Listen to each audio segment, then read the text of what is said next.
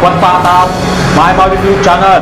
महाराष्ट्राचे माजी मुख्यमंत्री स्वर्गीय विलासरावजी देशमुख यांच्या 79व्या जयंतीनिमित्त बाभळगाव जिल्हा लातूर येथे दिनांक 26 मे 2024 रोजी देशमुख कुटुंबियांतर्फे त्यांना अभिवादन करण्यात आले। दरम्यान यावेळी येथील विलासबाग परिसरात स्वर्गीय विलासराव देशमुख यांना अभिवादन करण्यासाठी देशमुख कुटुंबीय व हितचिंतकांचा जनसागर उसळला असल्याचे वृत्त आहे। यावेळी माजी मंत्री माननीय दिलीपराव देशमुख, माननीय श्रीमती वैशालीताई विलासराव देशमुख, क्रीडा मंत्री माननीय संजयजी बनसोडे, माजी मंत्री आमदार माननीय अमितजी देशमुख, सिने अभिनेते माननीय रितेशजी देशमुख, अभिनेत्री माननीय जनेलिया रितेश देशमुख, आमदार माननीय धीरजजी देशमुख, लोकसभेचे उमेदवार डॉक्टर शिवाजी काळगे, माजी मंत्री माननीय विनायकराव पाटील, माजी आमदार माननीय वैजनाथराव शिंदे, राष्ट्रवादीचे ज्येष्ठ नेते ॲडव्होकेट व्यंकटराव बेंद्रे यांची यावेळी प्रामुख्याने उपस्थिती होती। माजी मुख्यमंत्री स्वर्गीय विलासराव देशमुख यांनी महाराष्ट्राचा व लातूर जिल्ह्याचा विकास कसा केला यावर अनेक मान्यवरांनी यावेळी आपले विचार व्यक्त केले।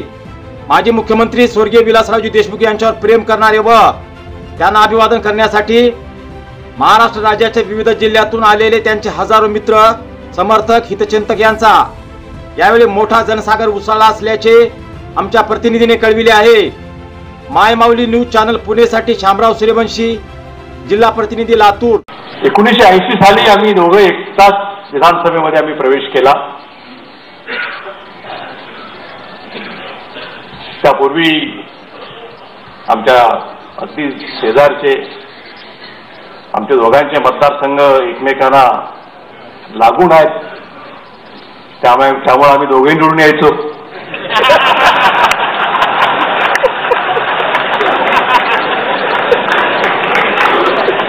शेजार धर्म काय असतो